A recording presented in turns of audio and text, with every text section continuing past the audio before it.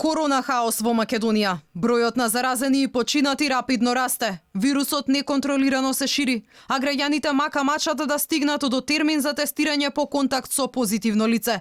Алгоритмите се непроменети уште од стартот на пандемијата во земјава. Пациенти мораат да патуваат во други градови, оти во нивните слободни термини за ковид тест нема со недели. Матичните доктори алармираат, пациенти оздравуваат дур да добијат термин за тестирање. Она кое што во програмот на мој термин се гледа, негде 4 до 5 дена се чека за да се направи, да се закаже реално во мој термин, електронски термин за тестирање. Негде околу 25% се празни низ градовите места за да може да се закаже, додека другите 75% се зафатени.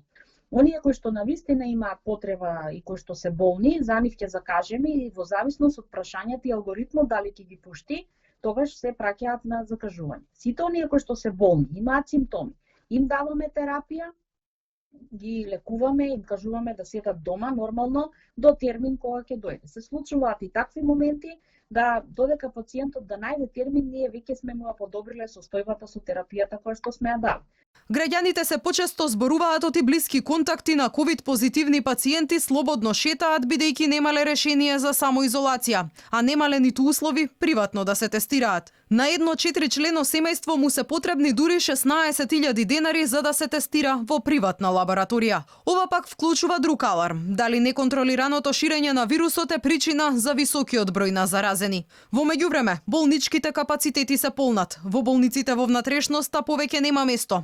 Модуларната болница пред инфективната клиника е речиси половично исполнета.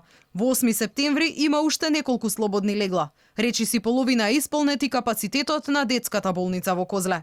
Расте и бројот на здравствени работници позитивни на COVID-19. Од почетокот на кризата во земјава заболеле над 1100 доктори и медицински сестри. Уште еден доктор денеска ја изгуби битката со вирусот. Во приватна болница во Скопје починал штипскиот хирург Ѓорги Денков. Вчера и хирургот Куманово почина од последици на COVID-19. Бројот на заболени секојдневно урива рекорди. Светските статистики покажуваат оти Македонија е најлошо рангирана во регионот по бројот на заразени и починати на 1 милион жители. Пред нас е само Црнагора со двојно повеќе заразени. Со 12.000 заболени на 1 милион жители, Македонија за двојно го надмина светскиот просек кој изнесува 5302. По бројот на смртни случаи, вкупно 420 на 1 милион жители, земјава е тројно погоре од светскиот просек кој изнесува 145.